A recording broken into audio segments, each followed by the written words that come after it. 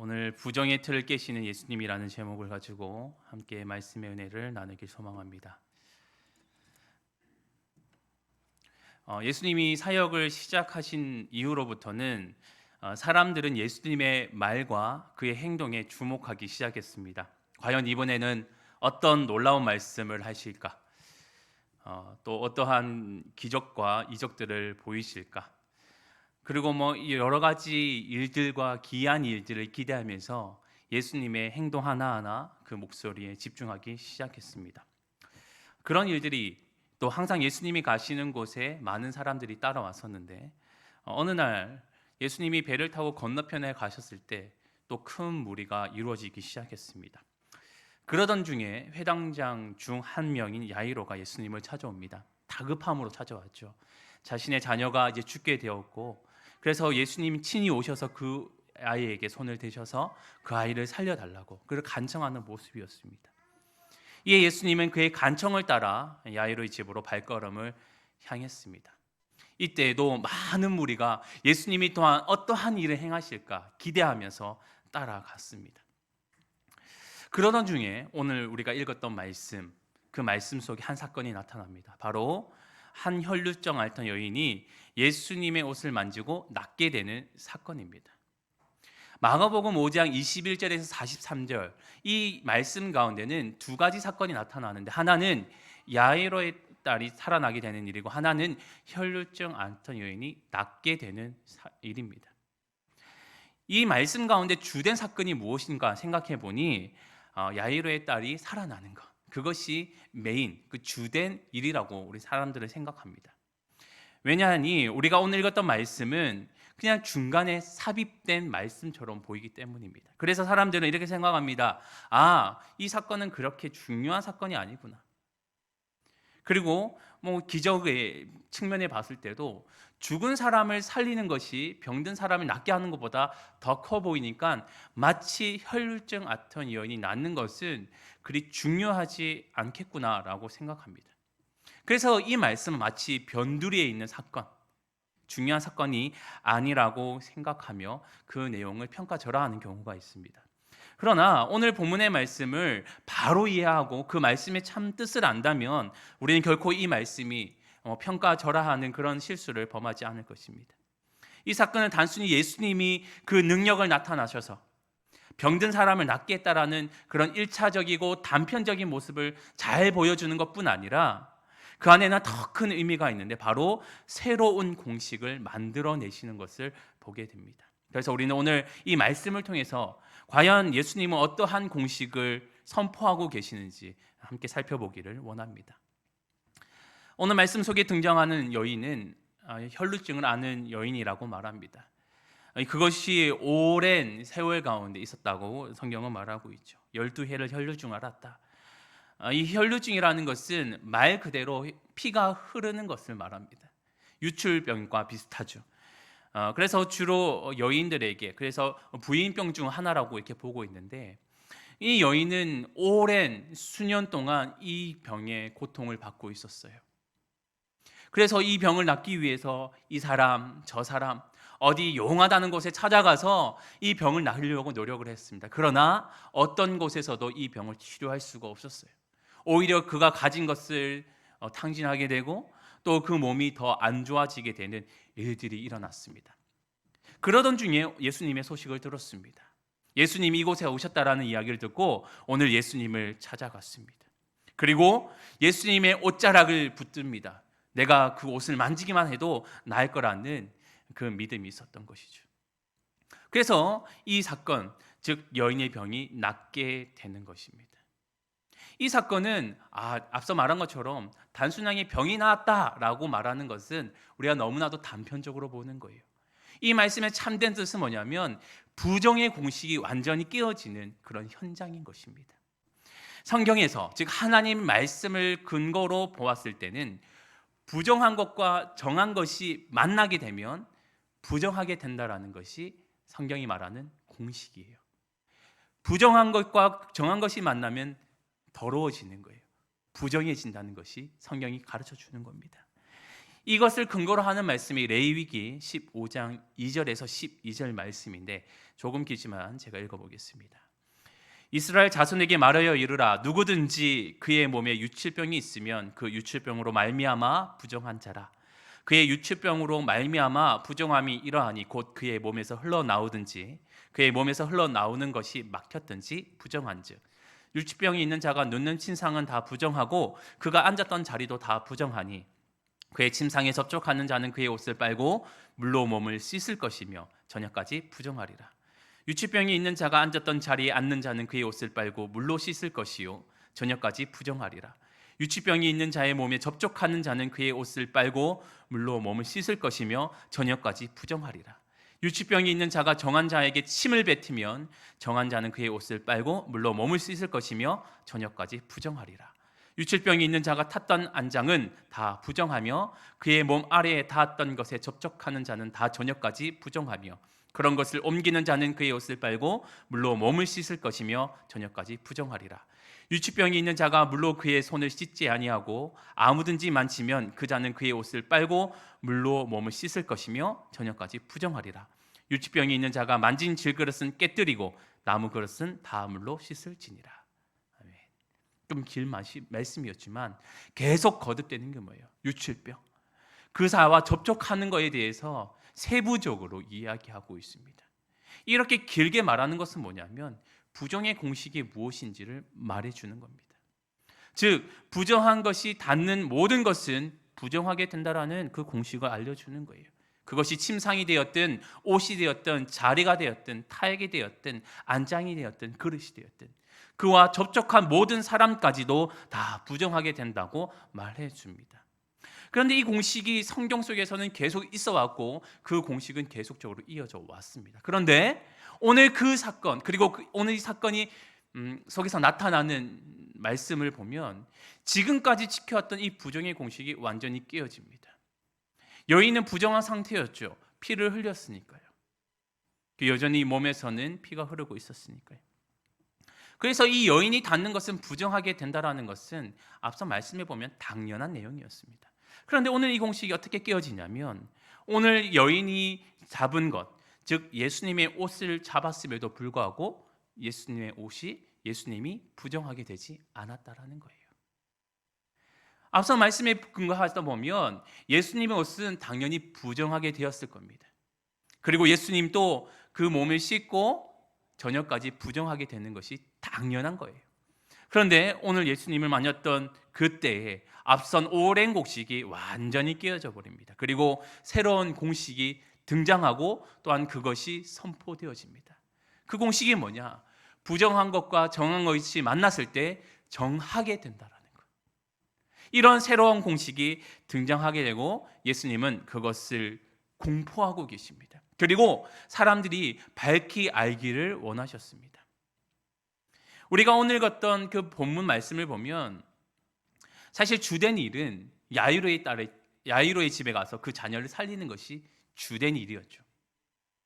그리고 그 가운데서 죽은 자를 살림을 통해서 많은 사람들이 예수님의 능력을 보는 것이 가장 중요해 보였습니다. 그리고 이 여인의 사건은 그닥 중요해 보지 않았습니다. 이것은 우리의 생각이었습니다. 그리고 그 당시 예수님을 따랐던 제자들의 생각이었습니다. 그러나 예수님은 그곳에 집중하지 않았어요. 한 사람을 살리는 것, 죽은 자를 살리는 것, 그것은 시간이 지나든 또 더 오랜 시간이 흘러도 예수님에게는 아무런 문제가 되지 않았어요.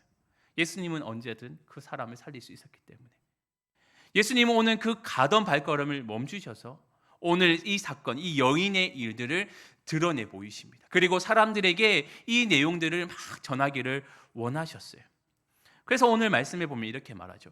예수님께서 가시다가 자신의 몸에서 능력이 나가심을 알고 그 발걸음을 멈추시고 뒤를 돌아보십니다. 그리고 누가 나의 몸에 손을 대었느냐, 내 옷에 손을 대었느냐 하면서 물어오고 계십니다.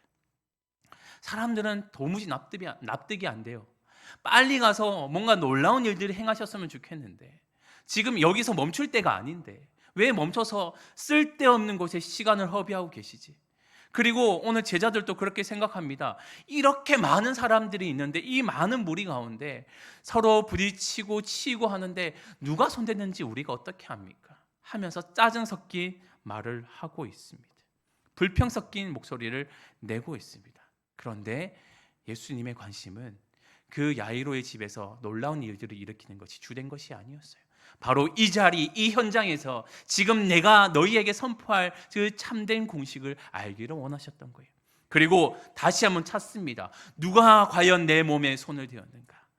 둘러보고 계세요. 그리고 그 여인을 찾아내십니다.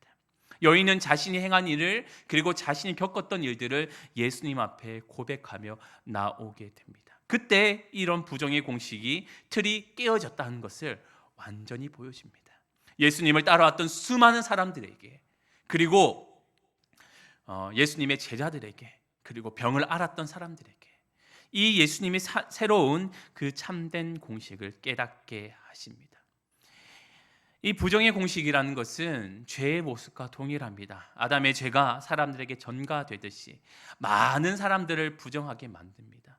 나 한 사람으로 인해서 다른 사람이 부정해지고, 나 한 사람을 인해서 어떤 물건이 부정해지게 되는 그런 일들과 같이 이런 죄의 모습과 이 부정의 원리는 동등하게 이루어집니다. 그러나 오늘 예수님은 이 부정의 공식을 완전히 깨부수면서 이것은 더 이상 예수님께는 통하지 않는 것, 그러면서 새로운 공식을 그들에게 보여주십니다.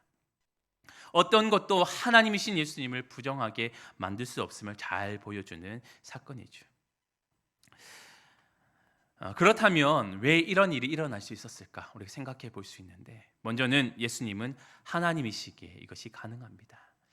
하나님은 죄를 있다라고 말씀하실 수도 있고 죄가 없다라고 말씀하실 수 있는 분이십니다. 모든 주권이 하나님께 속해 있기 때문에 능히 이런 일들을 가능하게 하시는 분입니다. 또한 예수님은 마르지 않는 샘 같으시고 생수 같으셔서 사람들을 계속적으로 정하게 하는 능력을 갖고 계시는 분이시기 때문에 능히 이러한 일들을 하실 수 있습니다. 성경에 보면 예수님을 자신을 물로 많이 비유하시죠.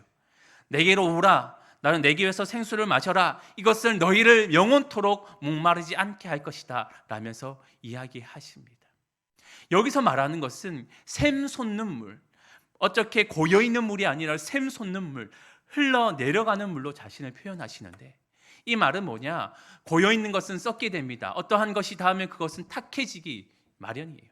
그러나 예수님은 계속 흘러보내세요. 우리가 일상에서 볼 수 있듯이 강물이 흘러가면 그 물은 깨끗해요. 그러나 그것이 고이면 썩게 됩니다. 마찬가지로 예수님도 자신이 이 샘 솟는 물이며 흘러보내는 물이시기 때문에 자신을 통해서만이 모든 것이 정할 수 있다는 것을 잘 말씀해 주고 있는 것이죠. 그래서 예수님을 통해서만이 이것이 정할 수 있다는 것, 그 은혜를 덧입을 수 있다는 것을 말씀해 주고 계십니다. 그래서 예수님이 바로 이 샘 솟는 물이시고 흘러보내시는 물이시기 때문에 오늘 이같이 부정의 틀을 깰 수 있으신 것입니다. 그리고 그분은 참된 어린 양이시며 그 피에는 능력이 있으시기 때문에 죄를 정케할 수 있습니다. 우리가 잘 알고 있듯이 예수님의 피가 우리를 정케하십니다. 예수님의 피가 있었기 때문에 우리는 영원한 속죄를 얻을 수 있었습니다. 그의 피에, 그의 보혈의 능력을 의지하는 자는 속죄의 은혜를 누리면서 영원한 생명에 거할 수 있게 되는 것입니다. 그래서 그 피를 통해서 하나님이 택하신 자들은 모두가 그 죄에서 끊어지게 되고 참 자유를 누릴 수 있게 되는 것입니다. 이처럼 예수님은 한낱 인간이 아니라, 사람들의 고백처럼 선지자 중 하나가 아니라 완전하신 하나님이시기에 능히 이 같은 일들을 행하실 수 있었으며, 또한 부정의 공식을 깨어지고 온전한 새로운 공식을 세워주실 줄 믿습니다. 그래서 우리는 예수님 앞으로 나아가야 되는 거예요. 오늘 말씀에서 여인과 같이 우리도 예수님 앞에 나아가야 되는 거예요. 예수님이 오늘 말씀 속에서 여인이 내가 오늘 예수님의 옷을 만져서 그를 부정하게 만들겠다라고 예수님 앞에 나갔을까요? 아닙니다. 성경은 분명하게 말하고 있습니다. 내가 저 옷을 만지면 내가 정하게 될 것이다, 내가 앓고 있던 문제가 해결될 것이라 하는 그 믿음을 가지고 예수님의 옷자락을 잡았던 거예요. 여인의 믿음은 내 부정이 예수님을 통해서 이제는 정하게 될 거라는 믿음이 있었다라는 거예요. 우리도 이 믿음을 가지고 예수님께 나아가야 됩니다. 우리가 죄인이기 때문에 더욱더 예수님을 찾아가야 됩니다. 마태복음 9장 10절 이하의 말씀에 보면 병든 자에게야 의원이 필요하다라고 말씀하시죠. 예수님은 세상이 말하는 죄인들, 세상이 말하는 천한 자들, 세상이 말하는 낮은 자들과 항상 함께 하세요. 사람들이 이해되지 않았어요. 왜 저런 자들과 함께 하실까? 세상에 권력 있고 힘 있는 자, 말씀대로 살려하는 사람들과 함께 하시면 되지 왜 저런 죄인들과 함께 하실까? 이해되지 않아 했습니다. 그런데 예수님은 분명하게 말씀하시죠. 나는 저 죄인들과 함께 하기 위해서 이곳에 왔다. 저 병든 자들을 낫게 하기 위해서 내가 이곳에 왔다라면서 당당하게 그렇게 선포하고 계십니다. 죄인들은 예수님과 함께 할 때 그들의 죄가 깨달아지게 되고 그 죄가 온전히 자복되어지며 죄가 정케 되는 일들이 일어나게 됩니다. 이처럼 죄인들은 예수님 만날 때 비로소 그들은 온전한 삶을 살아갈 수 있게 됩니다. 이런 만남이 있는 자에게 또한 참된 평안이 주어지며 구원이 주어지며 소망이 주어진다는 것이 바로 성경이 잘 말해주고 있습니다. 그래서 우리도 이렇게 여인과 같이 예수님 앞에 나아가야 됩니다. 우리의 부정함을 가지고, 우리의 더러움을 가지고, 우리의 죄의 모습을 가지고 예수님께 나아가야 됩니다. 우리를 참되게 정하게 할 수 있는 능력을 가지신 예수님을 붙들어야 하는 이유가 바로 거기에 있는 것입니다. 그럴 때 어떠한 일이 나타나냐? 예수님은 여인을 향해서 이렇게 선포하시죠. 예수께서 이르시되 딸아 내 믿음이 너를 구원하였으니 평안히 가라 하시더라. 딸아 내 믿음이 너를 구원하였으니 평안히 가라 하시더라. 그 딸, 그 여인은 구원을 받았습니다. 몸의 병이 깨끗게 낫게 되는 그런 구원을 받았어요.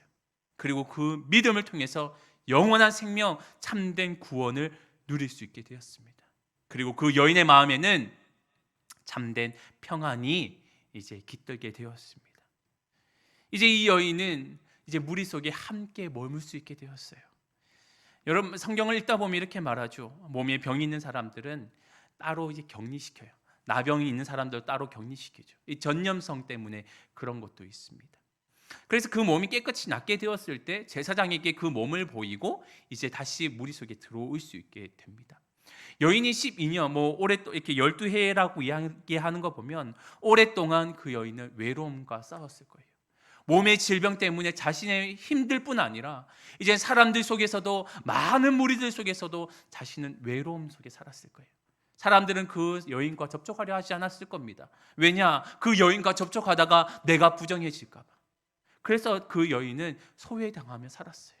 그런데 이제 예수님을 통해서 선포되어지는 그 말씀을 통해서 여인에겐 참된 평안이 주어집니다. 이제 무리들과 함께 살아갈 수 있어요. 내가 사랑하는 가족들과 사랑하는 친구들과 이웃들과 함께 살아갈 수 있는 평안을 누리게 되었습니다.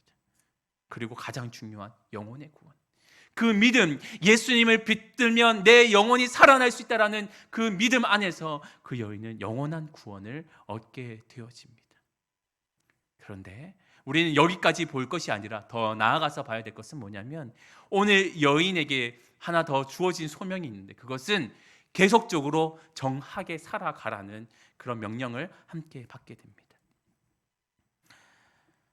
그 여인은 질병을 통해서 여전히 소외당하고 살았던 인생들이었지만 이제는 그 정함을 통해서 많은 사람에게도 이런 선한 영향력을 끼쳐가면서 많은 사람들에게 자신이 믿었던 그리고 자신이 경험했던 온전한 예수 그리스도에 대해서 선포하며 살아가야 될 그런 소명이 그녀에게 주어졌던 것이죠.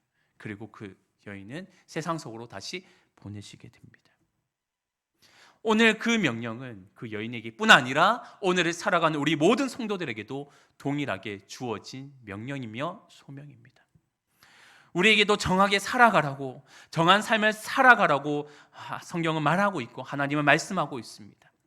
이제 예수님을 통해서 정해진 사람, 부정함의 원칙이 그 공식이 깨어지고 정함의 삶을 살아가는 우리에게 온전한 믿음으로 이 세상을 살아가라고 말씀하고 계시는 겁니다. 하지만 오늘날 많은 성도들은 여전히 이 부정의 공식에 얽매여 살아가고 있어요. 내 삶이 부정해지고 그 부정을 그대로 방치한 채 살아가고 있어요. 나는 원래 부정해. 내가 악한 것은 원래 죄의 모습 때문이야 하면서 내 부정함을 그대로 내팽개친 채 살아가고 있어요. 그리고 그것을 부끄러워하지도 않아요.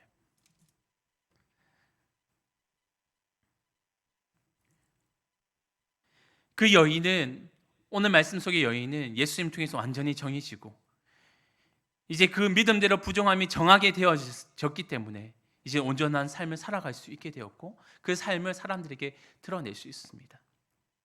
우리도 하나님을 믿었기 때문에, 예수 그리스도를 믿는 믿음 때문에 우리도 정하다, 의롭다 칭함을 받은 그런 삶을 우리에게 선포해 주셨어요. 그럼에도 불구하고 우리는 그런 삶을 살아가고 있지 않다라는 거예요.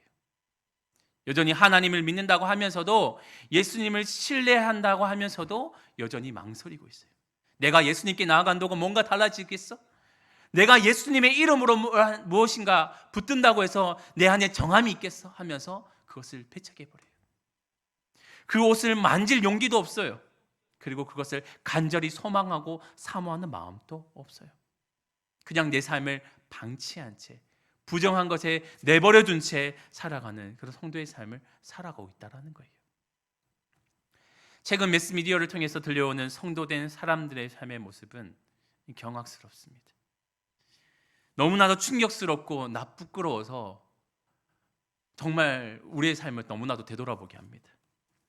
최근에 정인이 사건이라는 것이 불거졌던 적이 있습니다.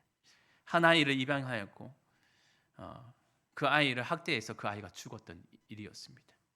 그 아이는 고작 2살, 3살밖에 되지 않은 아이였어요. 온몸에 피투성이, 장기가 다 망가져서 죽었어요. 이것 때문에 온 국민이 분노했어요. 그리고 그 양부모에 대해서 막 조사했어요. 그랬더니 기독학교라는 포항에 있는 학교의 출신이었고요. 그 사람들도 크리스천이라면서 여러 곳에서 자신들의 정체를 드러냈고요. 그리고 그 양부모의 부모들을 봤더니 모두가 목회자였어요. 사람들은 더 분노했어요. 이미 코로나로 사람들은 기독교에 대해서, 교회에 대해서 너무나도 분노했는데 이 사건은 기름을 끼얹었던 것 똑같았습니다. 그 사건을 보면서 너무나도 부끄러웠고 한편으로 너무나도 두려웠습니다. 우리에게는 정하게 살아가라고 말씀하셨던 하나님의 말씀이 있는데 어찌 우리는 이렇게 살고 있을까? 우리는 여전히 부정하게 부정을 드러내면서 부정한 방식대로 살아가고 있는가? 예수님은 그 부정의 틀을 완전히 깨어부수고 정한 삶을 살아갈 수 있는 길을 허락해 주셨음에도 불구하고 왜 부정한 삶을 살아가기 위해서 그렇게 안간힘을 살고 있는가? 너무나도 안타까웠고 너무나도 부끄러웠고 제 자신을 돌아보게 되었습니다. 성경은 우리에게 분명히 말하고 있습니다. 죄는 어떠한 모양이라도 취하지 말라라고 말하고 다 버리라고 말해요. 여기서 죄는 하나님 말씀에 위배되는 것뿐 아니라 살면서 죄를 짓는 모든 것도 의미합니다. 그럼에도 불구하고 우리는 다양한 죄의 모양을 마치 수집하듯이 다 모으며 살아가고 있는 그런 삶을 살고 있어요. 그것은 진정한 성도의 삶도 아니죠. 성경이 말하는 하나님의 사람도 아니고 성경이 일러주는 그리스도인도 성경이 가르치는 참된 진리를 쫓는 사람도 아닌 것입니다. 모든 것을 부정한 것을 정하게 하는 사람이 되어야 하며 이제는 우리에게 새로운 공식, 우리가 정한 것을 이제 다른 사람들에게 정하게 하라고 우리에게 명령하셨음에도 불구하고 우리는 오히려 다른 사람을 부정하게 만드는 일들에 앞장서고 있는 그런 성도의 삶을 살아가고 있다는 거예요. 우리는 이런 삶을 살아서는 안 됩니다. 오늘 성경은 우리에게 예수님을 왜 믿어야 되는지, 왜 예수님을 붙들어야 되는지 그것을 일러줄 뿐 아니라 그 이후의 삶이 무엇인지까지도 깨닫게 합니다. 세상으로 향해졌을 때, 삶으로 돌아갔을 때 어떠한 삶을 살아내는지까지도 우리에게 요청하고 요구하고 계신다는 것을 우리는 분명히 기억해야 됩니다. 정한 사람은 정하게 살아가야 돼요.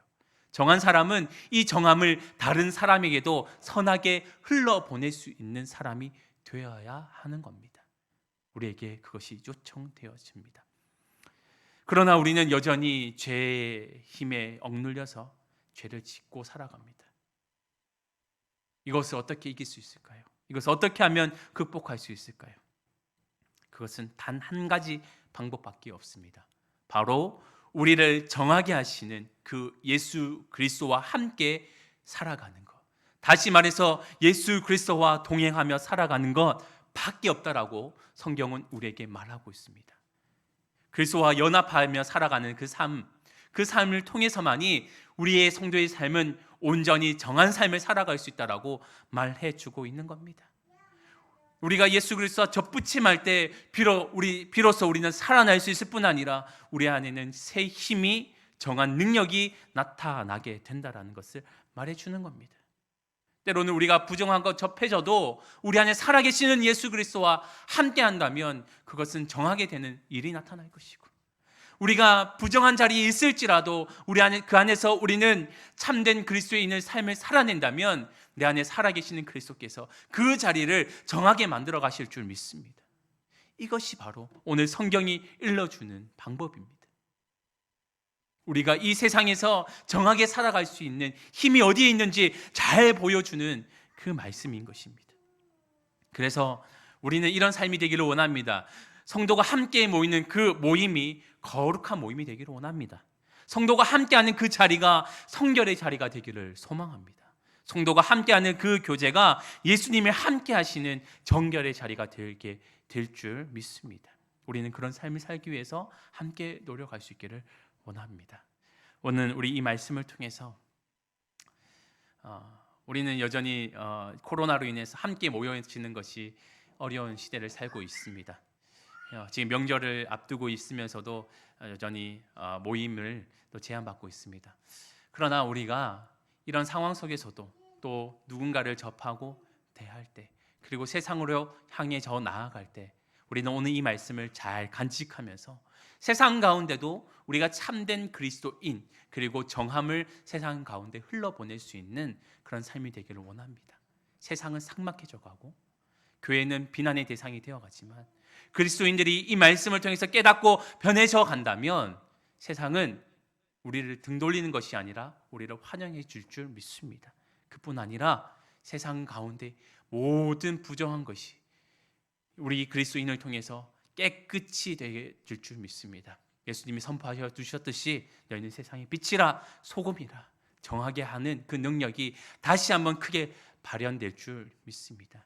우리 모두가, 우리 모든 동행 식구들이 그런 삶을 살아내고 그것을 통해서 다시 한번 우리가 신뢰하고 그리고 우리가 영원한 길로 믿는 그 주님의 영광을 온전히 드러내며 살아갈 수 있는 우리의 삶 될 수 있기를 다시 한번 주님의 이름으로 축원합니다. 기도하겠습니다. 하나님 감사합니다. 오늘 주시는 말씀을 통하여서 이 모든 부정의 틀을 깨시고 새로운 공식 예수님을 통해서만 모든 것이 정하여질 수 있다는 것을 우리에게 말씀하신 줄 믿습니다. 하나님, 우리가 이 공식을 잘 붙들고 이것을 우리의 삶으로 잘 드러내며 살아갈 수 있는 우리의 삶이 될 수 있도록 인도하여 주옵소서.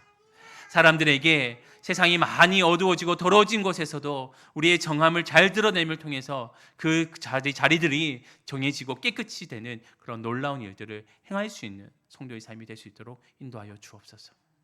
우리의 힘으로는 부족하오니 우리 안에서 살아계시는 그 성령 하나님이 그 일들을 이루어 주시고 그 일들이 우리의 삶 가운데 날마다 드러날 수 있도록 인도하여 주옵소서. 하나님, 우리가 그런 삶을 붙들며 살기를 원합니다. 하나님, 우리 삶을 늘 붙드셔서 우리와 늘 동행하여 주셔서 그 삶 걸음걸음을 내디딜 수 있도록 인도하여 주옵소서. 늘 우리를 선한 길로 인도하여 주실 줄 믿사오며 거룩하신 예수님의 이름으로 기도합니다. 아멘. 찬송가